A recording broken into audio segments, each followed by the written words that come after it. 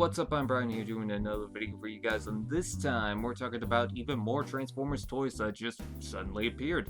So we've got more of the Cyberverse toys. We had talked about these previously, but this is, I want to say, the third wave or the fifth wave. I don't know. It was kind of weird how these things released. It almost looked like the second wave broke up into different waves, but I'm going to call this the third wave technically because I don't know, it just seems fitting to me. I know that's probably wrong, but whatever. Anyways, we're gonna take a look at Prowl and Soundwave, and we're gonna start off with Prowl. And I've got to say that with Cyberverse, I was just off-put about Prowl. I don't know, it's just something about his design. I don't know if it looked too generic or too boxy or his head just looked too big, but there's something about it that just really sets me off. And then this toy comes out, and I think that this looks miles better than even some of the Generations Prowl figures that we've been getting lately.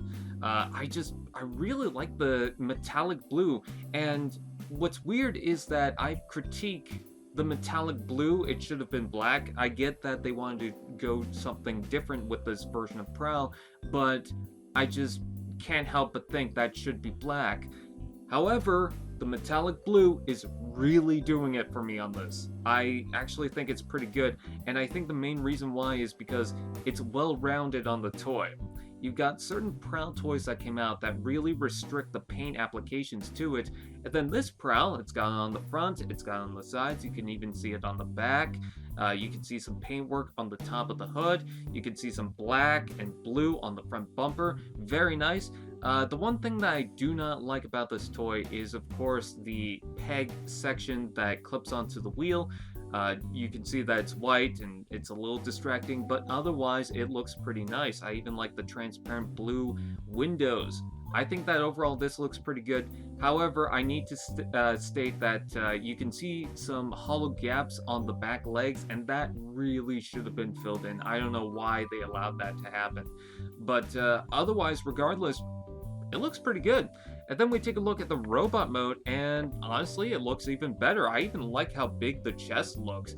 You've got some gold labels for his, officer look, which is very nice. You even have these side skirt things that come out to the side to allow more leg articulation. The legs actually look decent this time compared to some of the Earthrise repaints of the Dodson brothers. You've got the shoulder cannons that now have blast effects of their own, so that's very nice. And you get two different blast effects, which is a nice touch.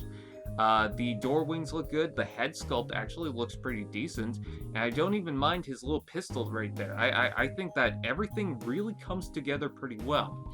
The one thing I will say is that the faded blue color, I feel like it should not work, but because he's got metallic blue and white, it actually goes well with the toy, and the black looks pretty good too.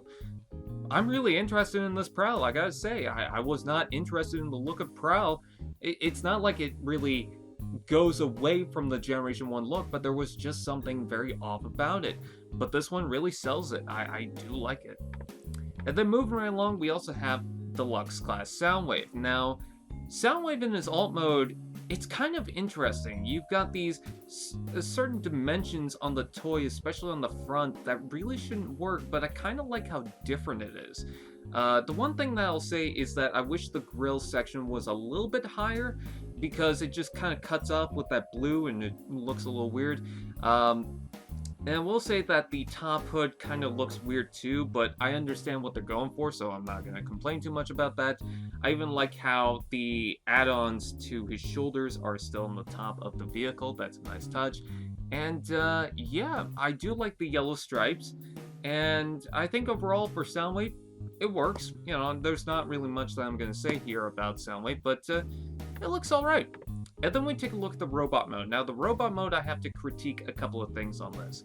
The first thing I gotta point out is that it almost looks like on this image, the only outward articulation for the arms is when you disassemble that panel on the bottom there.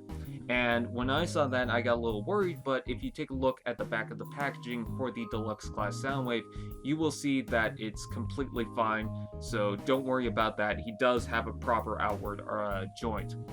Now, before we take a look at more on Soundwave, I also want to bring up Laserbeak. I love the fact that he comes with Laserbeak. I love the fact that you can actually transform this figure. Should have more red, but the fact that he comes with Laserbeak is a nice touch. I don't like the gray panels right here, but otherwise I can see past that because, you know, that's just a little add-on to this figure, and I don't mind that. I even like the blast effect. How it's not just a normal blast effect. You can see the little Soundwave section detail on the front of that. That's a nice touch. That's an interesting touch. That's a very distinct point of Soundwave. And I will also say that the torso looks a little long, which is kind of weird, but the head sculpt looks really good. The arms and legs look very proper, which is nice. And he's properly painted too. He's got the red on the arms, he's got some gold in the knees, some silver and whatnot.